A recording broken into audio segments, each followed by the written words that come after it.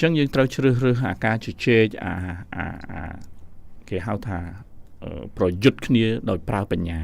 បាទប្រយុទ្ធគ្នាដោយជជែកគ្នាអាហ្នឹងគឺជាមធ្យោបាយល្អមួយប៉ុន្តែទី2អ្នកទាំងពីរហ្នឹងក៏ត្រូវទៅជជែកដែរមិនមែនទៅជជែកតែត្រឹមសេណារីយ៉ូបាយទេគឺទៅជជែកគ្នាថាតើត្រូវធ្វើយ៉ាងម៉េចគេហៅ country road map ហ្នឹងដើម្បីដោះស្រាយបញ្ហាសង្គមដែលប្រជាពលរដ្ឋជួបប្រទះប្រសិនបើជជែកគ្នាគ្រាន់តែជាមុខតំណែងគ្រាន់តែជាយន្តការដូចសពមួយដងទេ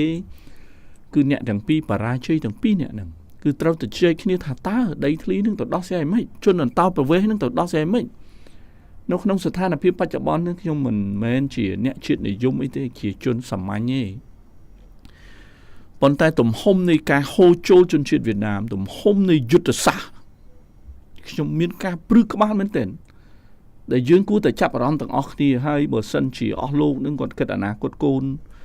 ឬចៅរបស់គាត់ប្រហែលជាគាត់មិនដេកលក់ដូចរហងៃនេះទេ